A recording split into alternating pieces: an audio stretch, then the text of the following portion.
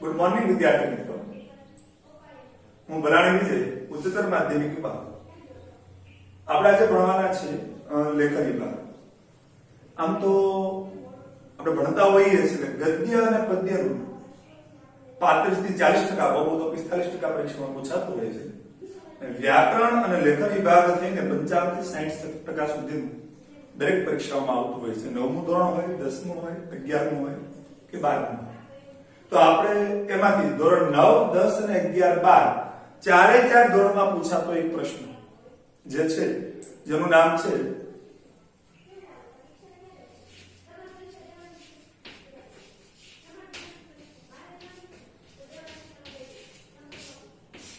પદ્યાર્થ ગ્રહણ.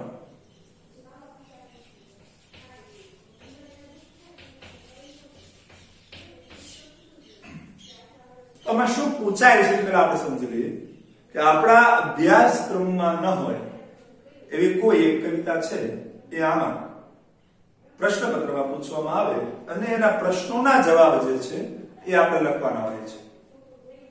પણ મોટા ભાગે એવું બને છે વિદ્યાર્થી મિત્રો કે વિદ્યાર્થીઓ કાવ્ય પંક્તિ બેઠે બેઠી જવાબમાં લખતા હોય છે.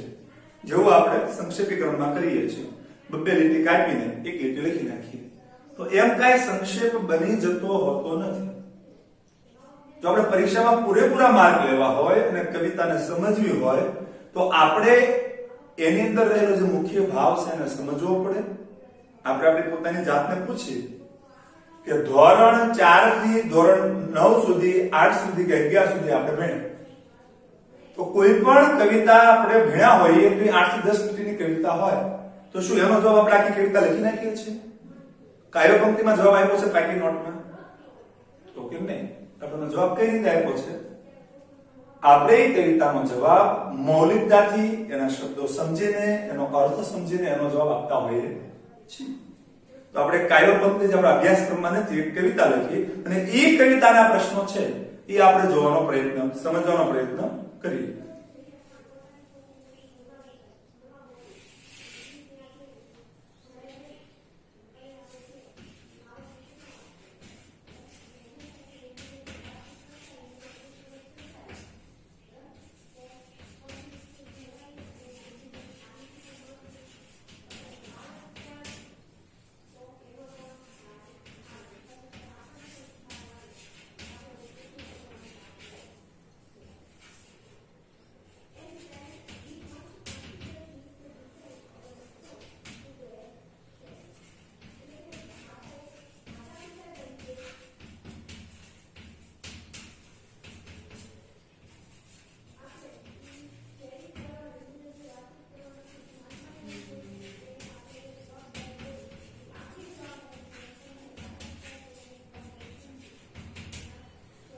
સવી સાંજનો ઢોલ ડબકતો જાન ઉગલતી માહલે, કેસરી આળો સાપો ઘરનું ફળિયું લઈને ચાલે.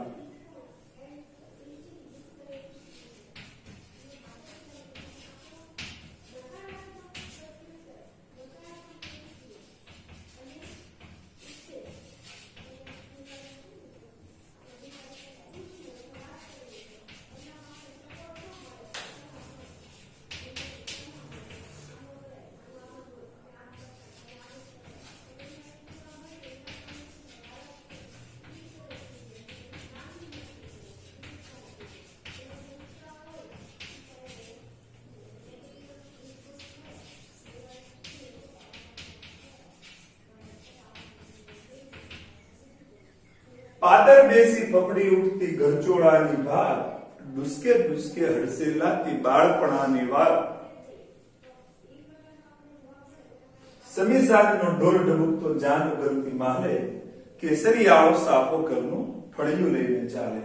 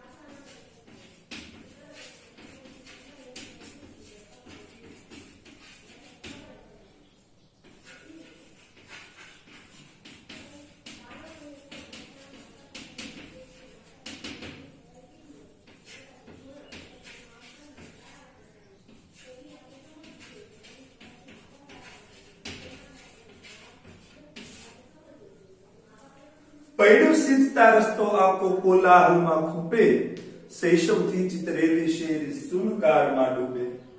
જાન વળાવી પાછો વળતો દીવડો થરથર કંપે, ખડકી પાસે ઊભો રહીને અજવાળાને ઝંખે.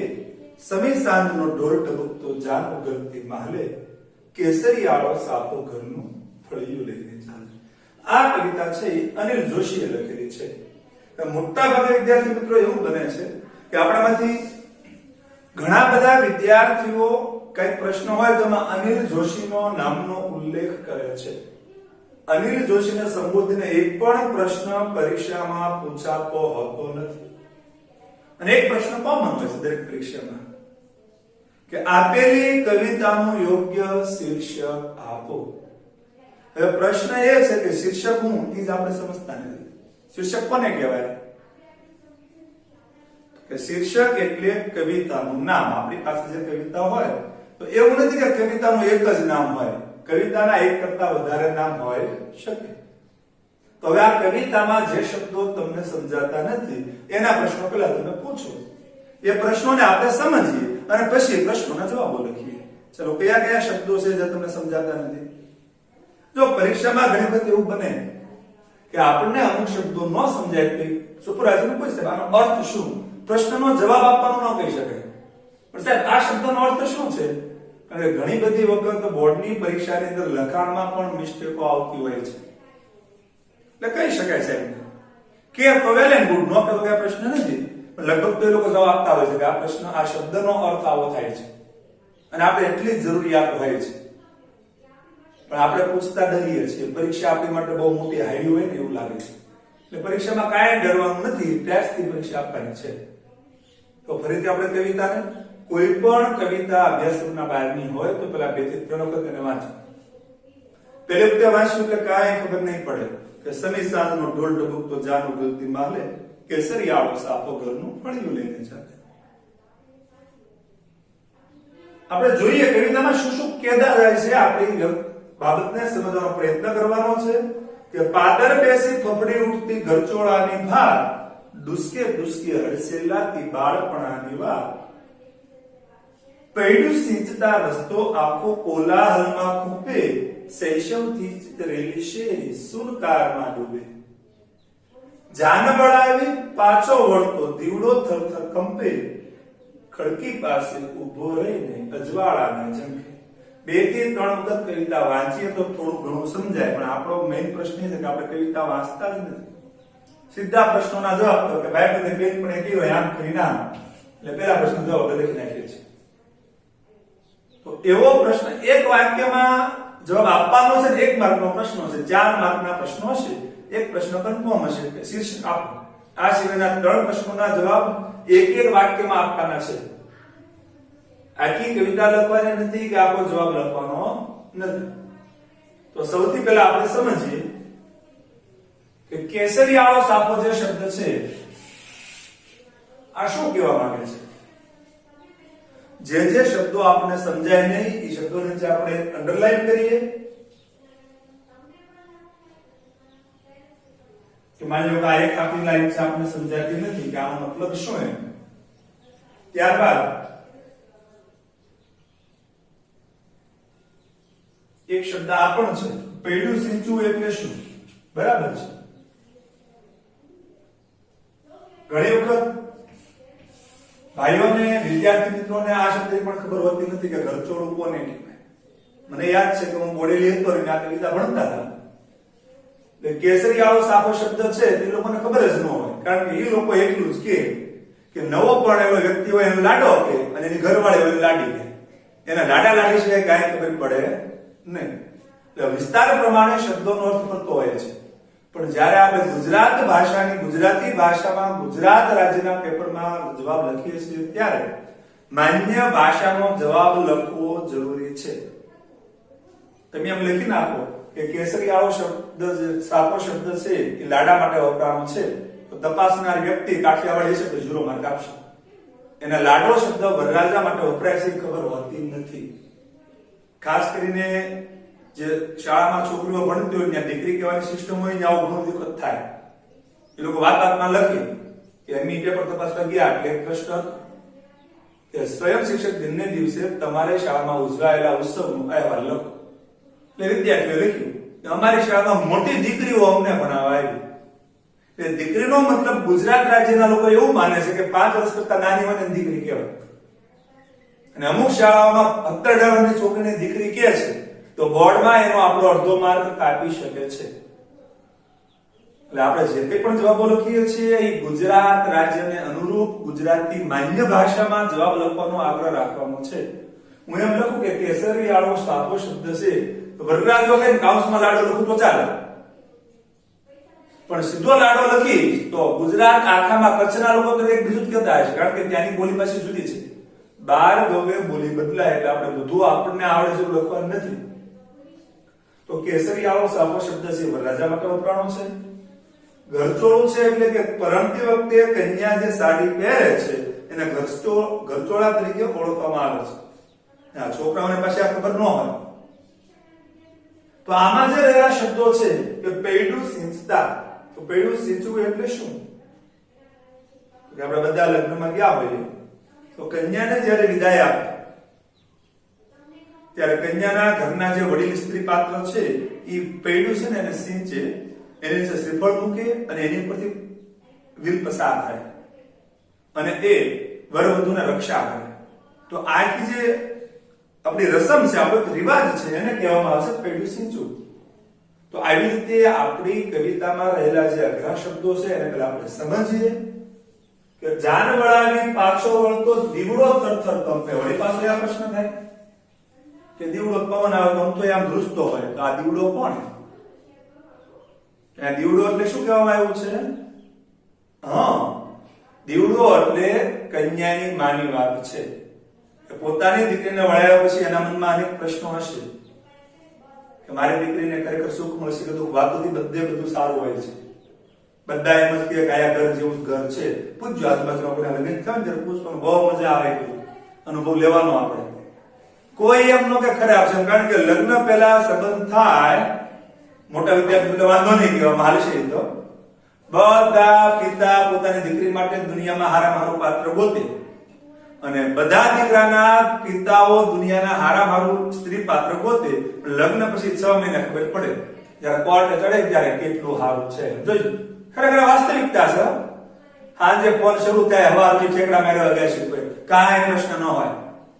લગ્ન ત્યાંથી ખબર પડે આ બે હું વાતો કરી છે, કાંઈ વાતો ન હોય, બળગા થઈ ગયા હોય.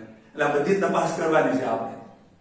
એટલે એની માને ચિંતા હોય છે કે એસે કાંઈક નીકળશે ને, સમજાણું? તો દીવડો થરથર કંપે ખડકી પાસે ઉભો રહીને અજવાળાને ઝબકે. કે પોતાના ઘરમાં રહેલું જે બધું પ્રકાશ હતો પોતાની દીકરી વિદાયની સાથે ઘરમાંથી અંધકાર વ્યાપી જવાનો છે. તો આ આખો આનો ભાવાર્થ છે, આખો અર્થ છે. અને હવે તમને જે લાગે એ પ્રશ્ન તમારે પૂછવાનો છે. માની લો પરીક્ષામાં પૂછ્યું હોય કે પેલો પ્રશ્ન છે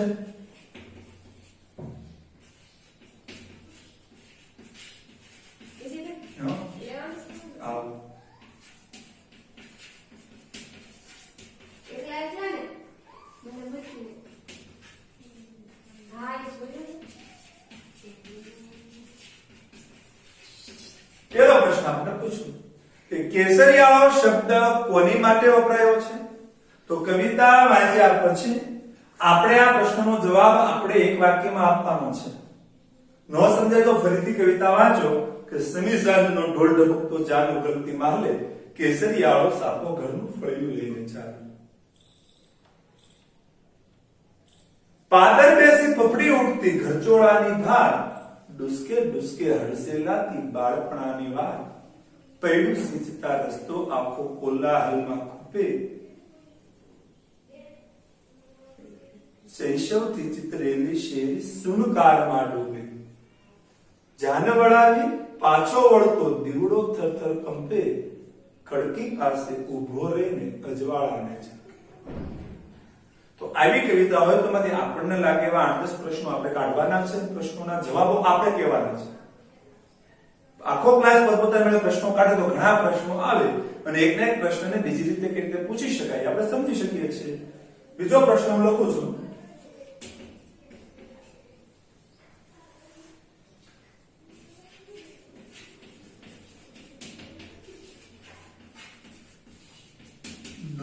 દુષ્કે શું હડસેલાય છે?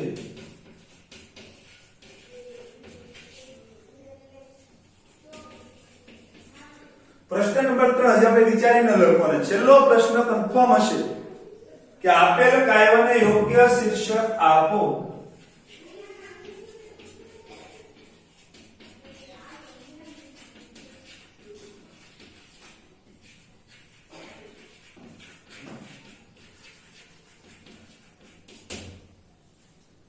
તો આવી રીતે 4 પ્રશ્નો 80 માર્કની પરીક્ષામાં 4 પ્રશ્નો અને 100 માર્કની પરીક્ષામાં 12મામાં હશે તો 5 પ્રશ્નો કોઈ પણ કાવ્ય પંક્તિ અભ્યાસક્રમની બહાર છે એમાંથી પૂછાતી હોય છે.